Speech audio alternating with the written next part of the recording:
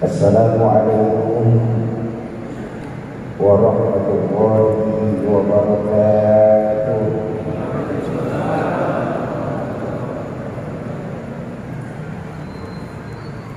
Alhamdulillahil aliyyil akbar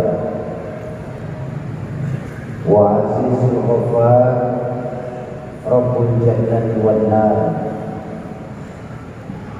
Wassalatu wassalamu ala sayyidina Muhammadil Mukhtar wa alihi al-athhar wa ashabihi al-akhyar, amma ba'd. Yang saya muliakan para alim ulama, para asatidz dan ustazah, para hujjaj, para sepuh dan bini sepuh di Banda Aceh, wabil khusus Imam Besar Masjid Baitus Sholihin Profesor Dr. Syarifuddin Muhammad. Mudah-mudahan Allah panjangkan usia guru-guru kita dalam ketaatan kepada Allah Subhanahu wa Ta'ala. Yang saya hormati para tokoh-tokoh masyarakat, tokoh-tokoh kepemudaan, wabil khusus Ketua PHBI Mukarram Ustaz Zulfikar, teman-teman dari Gerakan Infak Beras BKPRRI Provinsi Aceh, teman-teman dari Paskas Provinsi Aceh, Ketua Perjalanan dari Komunitas Riau Indonesia Mengaji Bang Henry, Bapak-bapak dan ibu-ibu jamaah salat maghrib Masjid Baitus Sholihin, para calon penghuni surganya Allah yang mencintai Allah Subhanahu wa Ta'ala. Alhamdulillah malam hari ini di tempat mulia ini paling tidak ada 3 keberkahan yang hadir di tempat ini. Pertama, hadirnya dan duduknya kita di majelis ilmu dalam rangka wakaf Al-Quran. Yang kedua, duduknya kita di rumah Allah. Dan yang ketiga, berkumpulnya kita di Sayyidul Lailah malam Jumat. Kedatangan saya pada malam hari ini di masjid tercinta ini dengan adik-adik dari komunitas Riau Indonesia Mengaji mempunyai visi, yaitu untuk mengumpulkan para muwakif Al-Quran yang ada di Provinsi Aceh ini pada umumnya. Kenapa ini kami lakukan? Karena sadar atau tidak sadar bahwa memang akhir-akhir ini Indonesia sedang mengalami yang namanya krisis Al-Quran.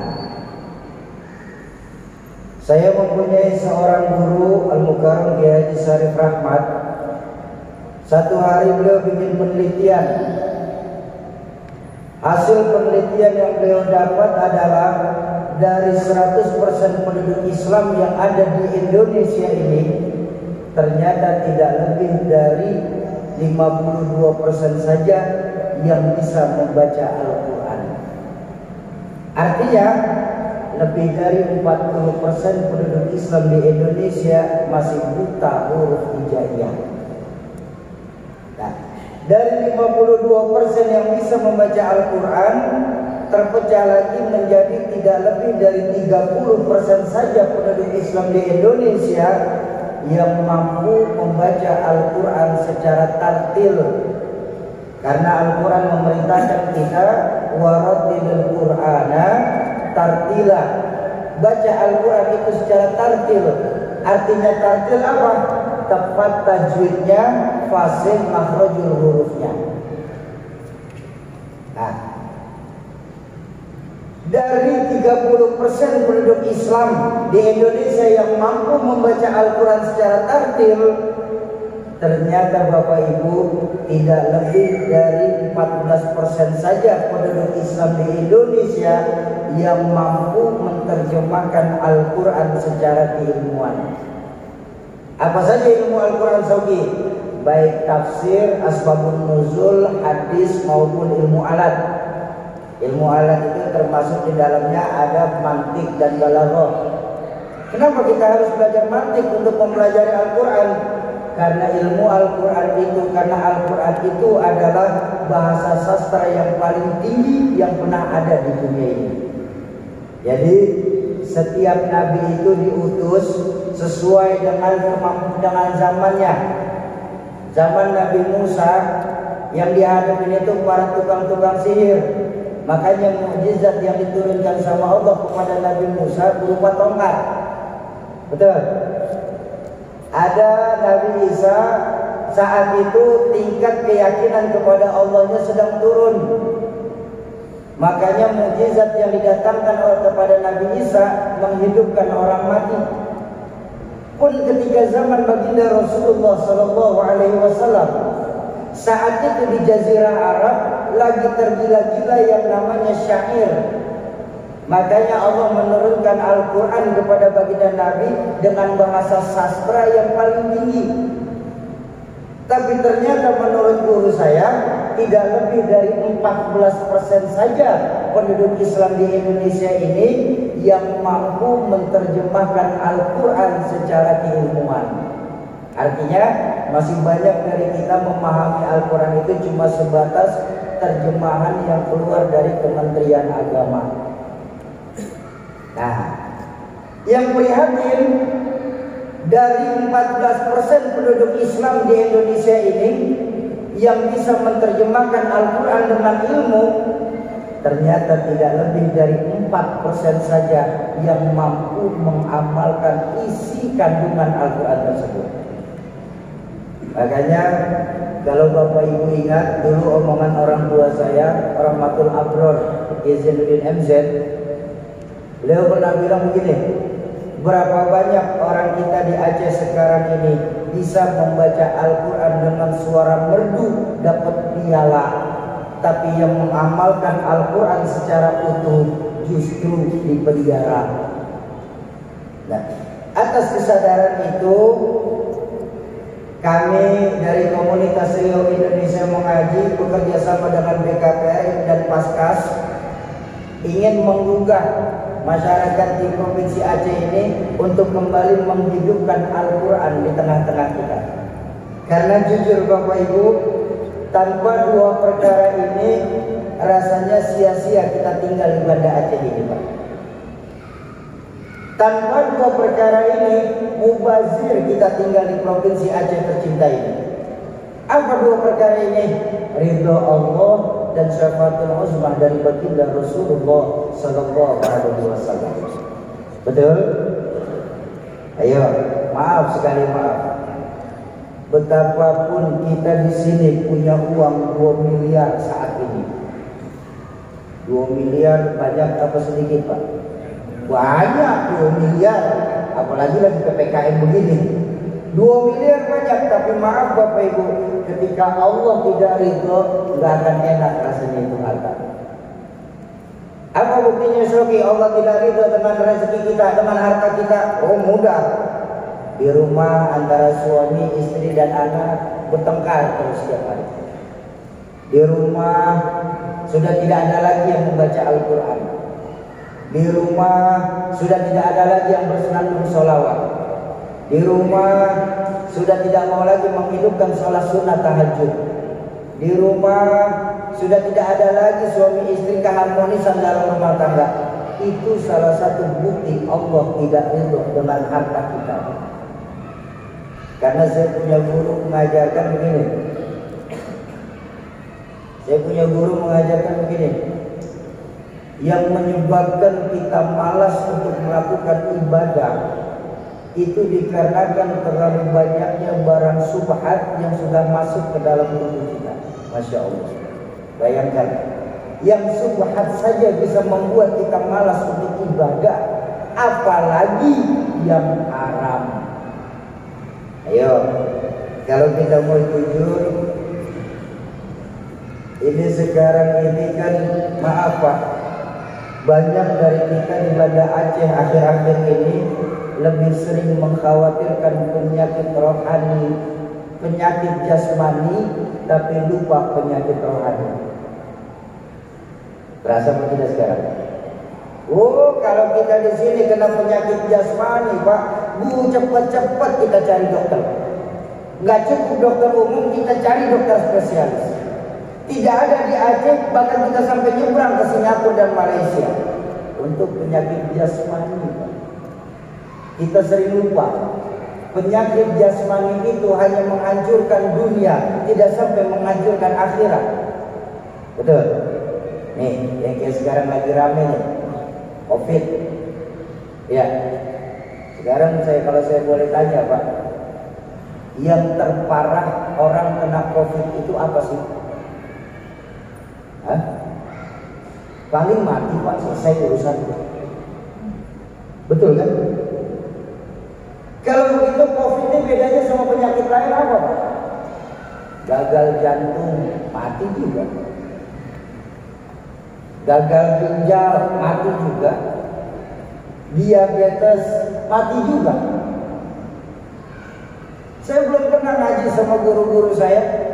Ketika nanti penghuni neraka ditanya, kenapa kamu bisa masuk neraka? COVID Pak, nggak ada, nggak ada. Tapi sekarang efek yang didapat dari COVID ini, lihat sekarang ini.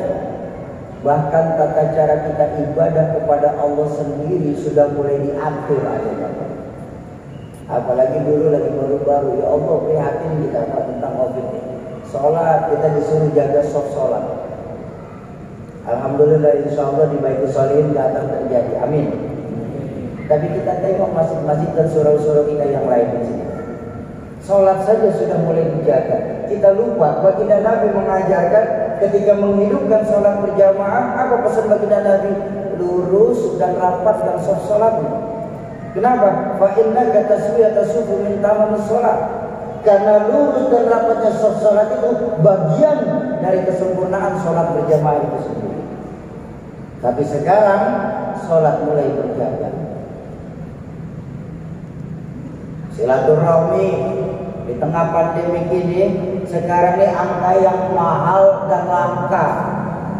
Apa buktinya? Sekarang ini kita ketemu sama-sama saudara kita sesama muslim sudah tidak mau lagi bersalaman. Kenapa? Khawatir terkena COVID. Betul.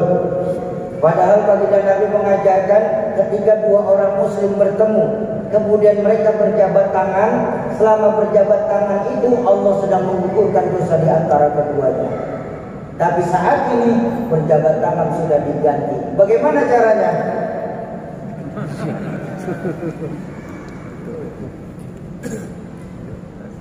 Yang lebih prihatin apa? Maaf sekali, maaf. Ini mungkin agak kasar bahasanya, tapi nyata.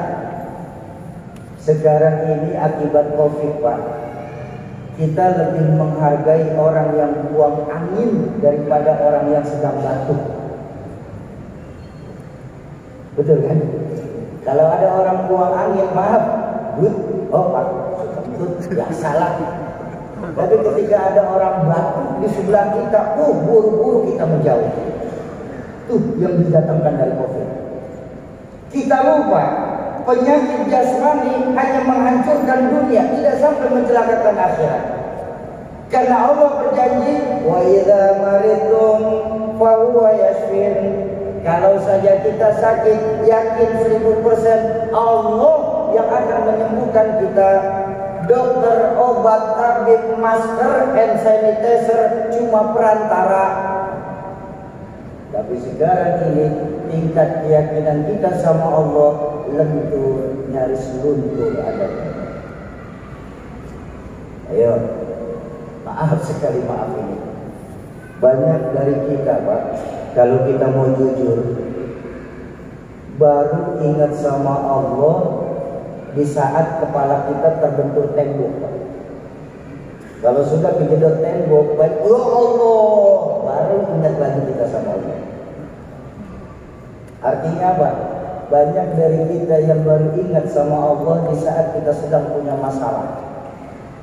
Coba lihat, kita di Banda Aceh ini Pak, pada khususnya Pak, kalau lagi punya masalah, cakep Pak orangnya Pak. Zikir nggak berhenti Pak. Ya Allah, ya Allah, ya Allah. Sholat rajin, pengajian hadir, sama guru dekat. Kenapa? Lagi punya masalah. Tapi begitu lolos saja dari masalah, jalan ke Baitul Sholihin bisa lupa lagi. Di Baitul Shalihin Jakarta, bukan di sini kan? Jakarta. Udah orang sini sih insya Allah sama. Makanya saya ingat ketika masih pesantren saya diajarin sama guru saya Rahmatul Abrar Kiai Muhammad Iskandar SD. Beliau pernah mengajarkan begini kepada kami para santrinya, bahwa yang namanya iman itu ada 4 tingkatan iman. Iman ada 4. Pertama ada al-imanu yazidu wa la yanqusu. Ada iman yang selalu naik, gak turun-turun. Ini iman siapa nih?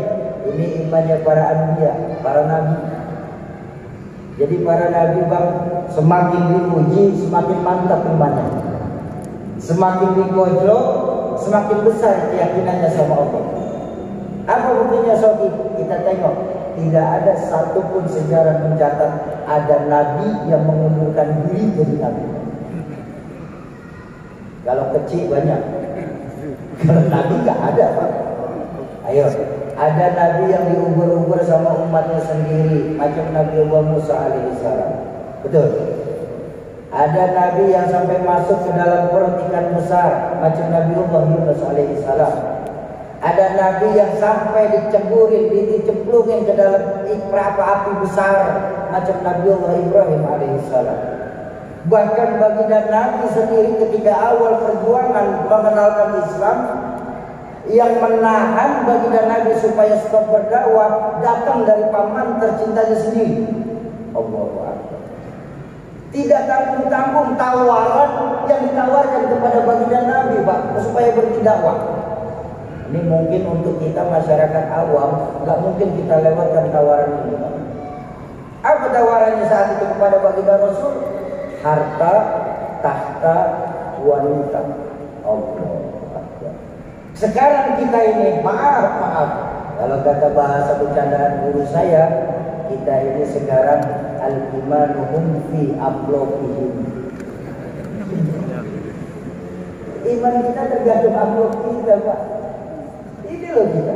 Akibat tingkat keyakinan kita sama Allah lentur, nyaris lentur. Tapi Nabi tengok apa jawaban baginda Rasul ketika ditawarkan 3 perkara tersebut.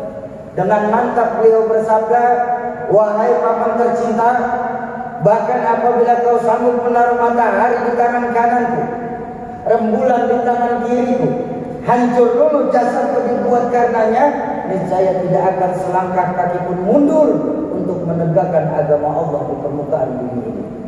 Baginda Rasulullah SAW. Kenapa? Ya karena memang imannya para nabi mantap, selalu naik, tidak pernah turun. Yang kedua diajarkan sama guru saya itu ada al-imanu la yazidu wa la yanqusu. Ada iman yang tidak naik tapi juga tidak turun-turun, stabil imannya. Ini iman siapa nih? Ini imannya malakut, malaikat. Jadi kalau malaikat selalu berbuat baik, nggak akan dapat pahala Pak. Malaikat nggak pernah salah Bu, jangan heran. Kenapa? Karena memang malaikat diciptakan hanya tunduk dan patuh sama perintah Allah. Bahkan ada seorang malaikat yang dikeluarkan dari surga itu bukan karena membangkang perintah Allah Pak, cuma karena sombong. Malaikat Azazil yang sekarang dikenal dengan nama setan, iblis. Itu tadinya malaikat Pak, namanya malaikat Azazil. Tapi karena sombong, disuruh sujud sama Adam gak mau, membangkang cuma karena sombong, diusir dari surga. Lihat Pak, iblis sombong diusir dari surga. Lah kok kita orang Banda Aceh sombong, pengen masuk surga. Iblis sombong diusir dari surga. Kita masih dia masih di Aceh sombong mau masuk surga. Ayo kita lihat. Malaikat imannya stabil Pak. Ada malaikat yang semenjak diciptakan sama Allah tugasnya sujud. Sujud saja mereka nggak bangun-bangun. Ada malaikat yang semenjak diciptakan sama Allah tugasnya untuk zikir. Zikir saja nggak berhenti. Malaikat maut, malaikat Israel ditugaskan sama Allah untuk mencabut roh makhluk hidup yang ada di dunia ini. Ya sudah, dicabutin saja itu roh sama malaikat maut. Nggak ada sejarahnya malaikat maut bercanda sama nyawa orang. Itu nyabut, dicari, ditaruh lagi, ditarik lagi, ditaruh lagi, nggak ada. Bahkan ada seorang malaikat yang semenjak diciptakan sama Allah itu, Pak, sampai sekarang belum ada kerjaannya. Tapi nggak pernah protes sama malaikat. Malaikat Israfil itu dari semenjak diciptakan sampai sekarang belum ada kegiatannya itu, Pak. Tapi nggak pernah protes, Pak. Nggak pernah malaikat Israfil itu cek sound dulu. Kalau malaikat Israfil sampai cek sound, selesai kita, Pak, orang Banda, Pak. Kok bisa, Soki, imannya malaikat stabil? Nah, malaikat itu, Bapak Ibu, hanya diberikan akal tapi tidak dikasih nafsu. Jadi kalau malaikat berbuat benar, selalu berbuat benar, mereka nggak akan terpahala. Malaikat nggak pernah salah, ya jangan heran, kita nggak perlu kagum. Kenapa? Karena memang sudah tugasnya. Yang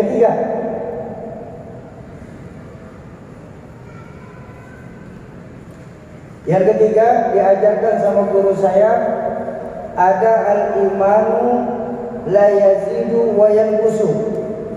Ada imannya itu tidak pernah naik, bahkan cenderung turun terus.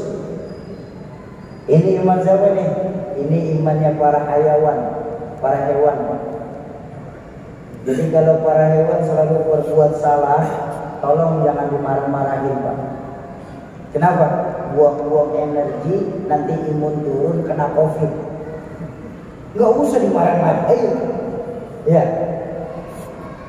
Kita pulang pengajian, nanti nih selesai sholat isya, perut terasa lapar. Masuk ke dapur, lihat ikan tinggal satu-satunya. Ambil nasi, balik ke meja, ikan digondol sama kucing. Nggak usah dimarah-marahin kucing, Pak. Kenapa? Kucing. Kambing kalau lagi datang laparnya, nggak perlu tanya sama ketua masjid kita di Baitul Sholihin ini, Ustaz, Prof, ini rumput halal apa haram ya? Nggak perlu. Makan aja udah. Kenapa? Kambing. Kok bisa, Soki? Hewan itu cenderung berbuat baik, tidak pernah salah, cenderung berbuat salah, tidak pernah baik. Kebalikan dari malaikat, karena hewan hanya diberikan nafsu tapi tidak dikasih akal. Kalau makhluk, semua makhluk dikasih otak, Pak. Tapi bedanya makhluk tidak dikasih akal.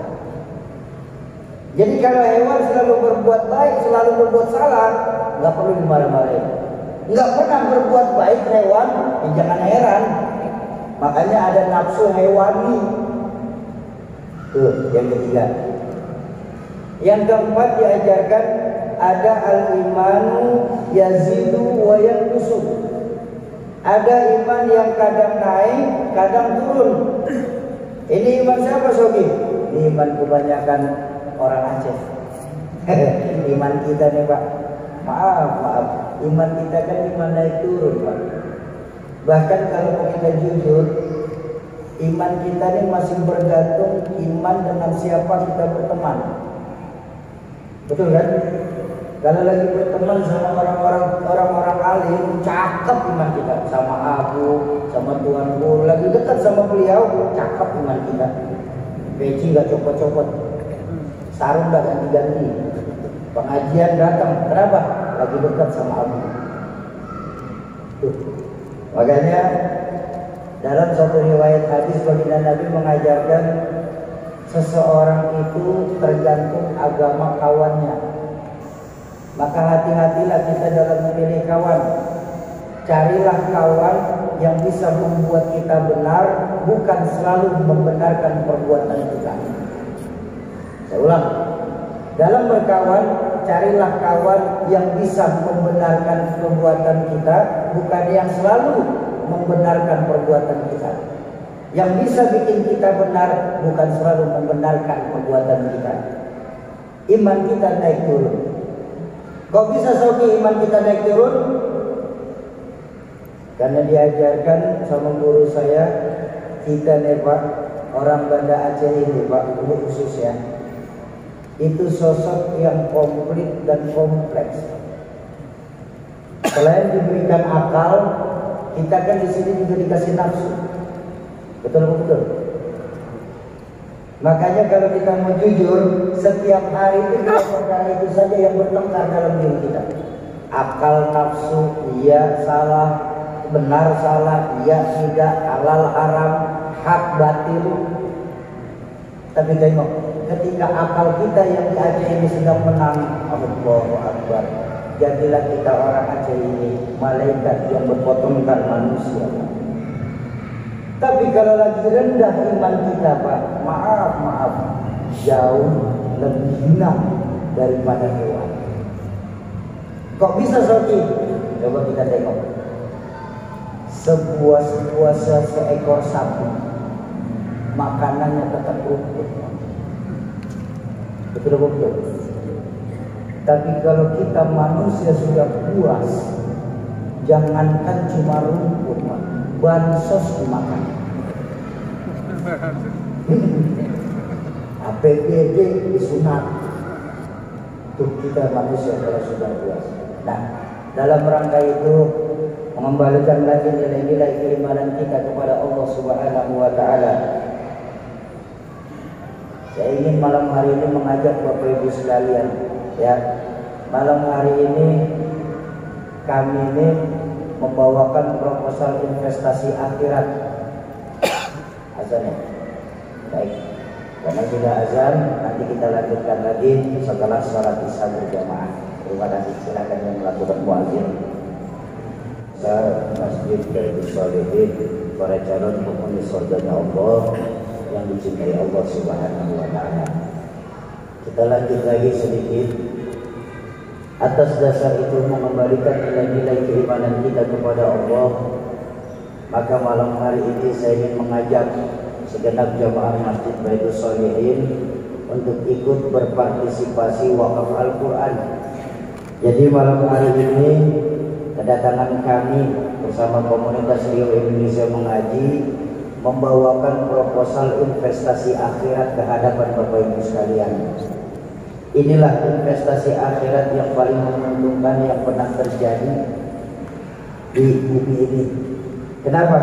Karena dalam Islam mengajarkan orang yang membantu orang lain dalam melakukan perbuatan baik, maka pahalanya sama seperti orang yang melakukan kebaikan itu sendiri. Nah, contoh begini, kita membantu musafir memberikan makanan berbuka puasa bagi yang berpuasa musafir, maka pahala puasanya musafir itu kita insya Allah dapat penuh tanpa mengurangi dari pahala puasa musafir itu sendiri. Apalagi Al-Quran.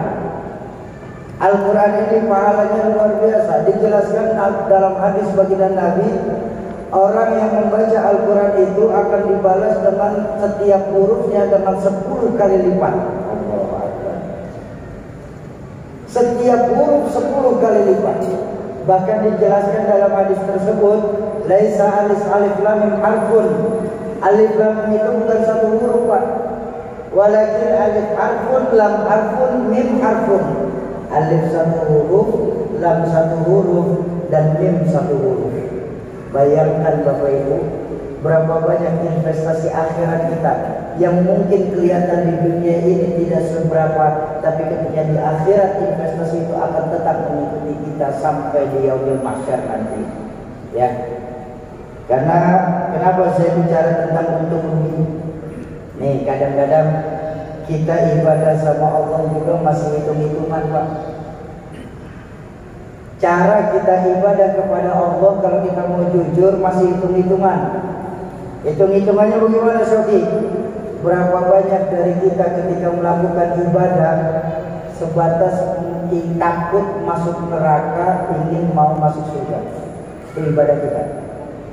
Belum sampai lagi tahapan ibadah kita, apakah dengan ibadah yang kita lakukan saat ini Allah ridho atau tidak. Makanya saya punya orang tua pernah ngajarin begini, yang namanya angka saja beda-beda Pak. Angka matematika, angka sosial sama angkanya Allah itu jauh berbeda. Kalau angka matematika 1 kurang 1 0, 1 tambah 1 2, itu angka matematika. Tapi kalau angka sosial, 1 orang takut ditambah 1 orang takut sama dengan 2 orang setengah berani. Kenapa setengah berani? Sudah berdua. Kalau 1 orang ditambah lagi 1 orang takut sama dengan 3 orang pemberani. Kok jadi pemberani soalnya nggak takut lagi? Karena sudah bertiga. Itu angka sosial. Contoh lagi angka sosial. Ini yang kurang-kurangan ya. 1 ekor musang ditambah 1 ekor ayam sama dengan 1 ekor musang. Kemana ayamnya? Dimakan musang. Itu angka sosial tuh. Makanya tadi saya wanti-wanti, hati-hati dalam memilih sahabat. Kita nih Pak, walaupun tidak punya minyak wangi, tapi kalau berteman sama minyak wangi, insya Allah bakal kesemprotan juga wanginya. Contoh, ini dapat contoh saja. Mudah-mudahan lebih gampang dipahami. Kulit sapi ketika lagi Idul Adha yang baru selesai dipotong, jangankan kita pegang Pak, melihatnya saja kita malas. Betul. Itu kulit sapi itu kalau sendirian baru selesai dipotong, jangankan kita pegang, kita lihatnya saja malas. Tapi tengok ketika kulit sapi berteman sama Quran, jadi kantong Quran Pak, numpang mujur Pak. Sebelum dipakai disamak dulu, selesai disamak disucikan, selesai disucikan dibersihkan lagi, selesai diukur sama Quran. Ketika sudah jadi kantong, sebelum dimasukin dikasih minyak wangi ke kulit sapi. Ditaruhin Quran, ditaruhnya kulit sapi di tempat yang tinggi. Diambil, dicium dulu tuh kulit sapi sama kita. Betul. Kulit sapi yang segitu hinanya numpang mujur karena berteman sama Al-Quran. Coba kalau kulit sapi itu bertemannya sama kayu Pak, jadi betul. Iya kan? Yang berteman sama Quran numpang mujur ikut diciumin. Yang berteman sama kayu karena jadi beduk, orang masih pada tidur subuh-subuh udah dipukulin Pak. Itu salah milih teman. Ya begitu. 1 ekor musang ditambah 1 ekor ayam sama dengan 1 ekor musang. Ayamnya dimakan musang. Kalau kita berteman sama orang jahat, walaupun kita tidak berbuat jahat, tapi orang lain akan mencap kita jadi penjahat. Tuh, angka sosial. Angka Allah lebih dahsyat. Angka Allah itu lebih dahsyat. Jadi ingat, Allah itu tidak ada tambah-tambahan Pak dalam kamusnya. Semua kurang. 1 kurang 1 10 kata Allah. Dari mana? Man jaa bil hasanah falahu asyru amsalihha. Siapa yang berbuat 1 kebaikan, Allah lipat gandakan 10 kali lipat. Allah. Tapi jangan lupa, 1 kurang 1 itu bisa 100. Dari mana? Riwayat baginda Rasulullah SAW dalam hadis, di mana orang yang melakukan kebaikan, 1 kebaikan akan dilipat gandakan menjadi mi'ata marrah, 100 kali lipat. Bapak 100 masih kurang, tenang Pak. Baca riwayat Sayyidina Utsman bin Affan, di mana menurut Sayyidina Utsman bin Affan 1 kurang 1 menurut Allah itu 1000. Dari mana? Ketika sejarah mencatat ketika Madinah sedang dilanda krisis pangan, Sayyidina Utsman belanja itu semua hartanya untuk ngambil pangan dari tengkulak-tengkulak di luar daerah Madinah. Dibawa ke Madinah, ditawarlah dagangan Sayyidina Utsman sama para tengkulak-tengkulak Madinah saat itu. Utsman, kau buat apa sembako itu? Saya ingin jual lah. Ya sudah, jual saja kepada kami, kata tengkulak ini kepada Sayyidina Utsman. Berapa keuntungan yang kau dapat, yang saya bisa dapat dari kau beli ini? Saya kan kasih kau keuntungan 30%. Ah, nggak mau, 30% kecil. Terus berapa? Kan saya punya barang, terserah saya dong. Ya sudah, kata Sayyidina, kata tengkulaknya, saya kasih 100%. Nggak mau, masih kecil buat saya. Saya kasih 200%. 1000% mau nggak? Gila kau Usman, kata tengkulaknya. Gila kenapa? Siapa yang mau bayar 1000%? Keuntungan mana? Kau nggak kira-kira ngambil untung Usman 1000%? Oh ada. Siapa Usman? Allah yang akan membalas saya 1000%. Maka dibagiin itu sembako kepada masyarakat Madinah saat itu. Lihat hasilnya. Adakah sejarah mencatat Sayyidina Utsman pernah miskin? Tidak ada. Bahkan satu riwayat mencatat Sayyidina Abdurrahman bin Auf ketika Rasulullah bercerita tentang bahayanya harta yang ditumpuk-tumpukan dan akan bertanggung jawab nanti di akhirat, Sayyidina Abdurrahman bin Auf merasa ketakutan saat itu. Dibagiin itu tanah, itu hartanya. Setengahnya lagi dibelikan korma busuk. Allah, korma busuk dibeliin sampai habis hartanya Abdurrahman. Sayyidina Abdurrahman bin Auf saat itu dilalah. Kok ada penguasa dari Afrika datang ke Madinah saat itu nyari korma busuk. Dan korma itu ditawar 100 kali lipat harganya. Jadi Sayyidina Abdurrahman bin Auf gagal untuk miskin lagi. Ini tingkat keyakinan kita kepada Allah. 1 kurang 1 1000. Tapi jangan lupa Pak, 1 kurang 1 menurut Allah itu bisa tak terhingga. Dari mana Soji? Buka surah Al-Baqarah ayat 161 kalau saya tidak salah. Dijelaskan di situ bahwa wallahu yudha'ifu liman yasha. Allah akan menambahkan kepada siapa saja yang dikehendaki. Ingat, ketika Allah yang sudah menambahkan, apakah kira-kira ada hitungannya bagi Allah? Pertanyaannya, kenapa kita masih ragu untuk mengeluarkan harta kita di jalan Allah? Banyak dari kita sekarang ini hanya sebagai ahli ibadah. Kita lupa baginda Nabi mengajarkan kepada kita khairun nas anfa'uhum linnas. Sebaik-baiknya manusia yang membawa manfaat bagi manusia lainnya. Dan terkadang maaf, kita sudah nggak yakin sama janji Allah, Pak. Kita ini suka nggak yakin sama janji Allah. Contoh yang membuktikan bahwa kita tidak yakin sama janji Allah. Ketika sholat Jumat, insya Allah masyarakat sini kan pada sholat Jumat ya. Sholat atau tidak? Sholat. Yang sholat. Iya yang sholat. Masuklah kita ke bab sholihin. Sebelum khutbah naik, khotib naik, biasa di kita sholawatan ada kotak lewat. Benar ya? Ada juga di sini. Kita sadar ketika kotak mau dekat kita, di kantong kita tuh ada duit 100, 50, 20, 10, 5.000, 2.000. Berapa yang kita masukin? Ya sudah. Sedekah 2.000. Pengen masuk surga. Surga mana 2.000 Pak? Pelecehan sama surga 2.000. Tapi lihat, baiklah. Sedekah, wakaf, yang penting ikhlas. Betul ya? Sedekah dan wakaf itu modal utamanya ikhlas. Soal banyaknya nomor 1. Benar Pak? Wakaf itu daripada kecil tidak ikhlas, lebih baik besar tapi ikhlas. Karena hakikat yang sesungguhnya Pak, 100.000 yang kita tahan di kantong kita itu bakal jadi hak orang lain. Tapi 2.000 yang kita keluarkan di masjid, itulah harta kita sesungguhnya. Bahkan ada seorang pengusaha ditanya, Pak, Bapak ini nggak sayang sama harta Bapak? Oh sayang.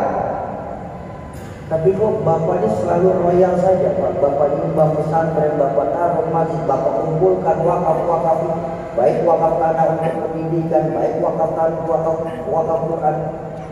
Bapak nggak sayang sama harta Bapak?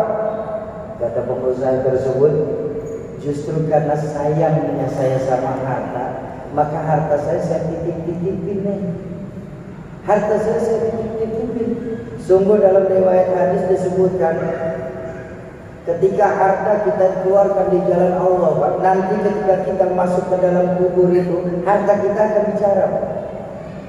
Fulan, ketika di dunia kau keluarkan hartaku di jalan Allah, maka sekarang giliranku untuk menjagamu dari jinatan api neraka di dalam kuburmu.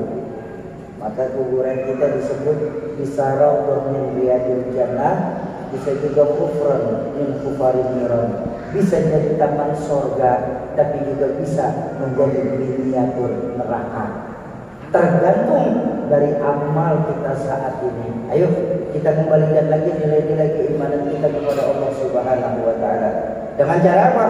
Mengembalikan dan menghidupkan kembali Al-Qur'an di Aceh tercinta kita ini, Pak. Dan dalam kami lakukan donasi wakaf Al-Qur'an ini, sekedar informasi saja bahwa kami akan mengembalikan lagi 70% dari yang kami dapatkan ke tempat itu sendiri. Jadi 70% yang kami dapatkan ke Aceh ini akan kita kembalikan ke Aceh. Yang 20% itu kita akan bagikan di daerah-daerah yang kita nggak mampu untuk masuk, Pak. Artinya yang minoritas sedikit, yang muslimnya minoritas, kami nggak bisa masuk untuk menyebarkan wakaf Al-Quran, maka kami akan kirimkan Al-Quran di pelosok-pelosok seperti itu. Jadi jangan khawatir, misi ini dari kita untuk kita. Saya hanya berpesan, jangan biarkan anak-anak kita, generasi muda kita berjuang dalam wakaf Al-Quran ini sendirian. Sebab kami tidak akan mampu untuk mengenalkan Islam secara zero kalau kita semua tidak mau ikut berpartisipasi untuk menghiraukan agama kita. Nah, bagaimana proses berlangsungnya wakaf Al-Quran ini nanti akan langsung dijelaskan oleh abang saya, Bang Henry. Saya mohon untuk istirahat terlebih dahulu, nanti sambil kita lanjut lagi ceramah. Silakan.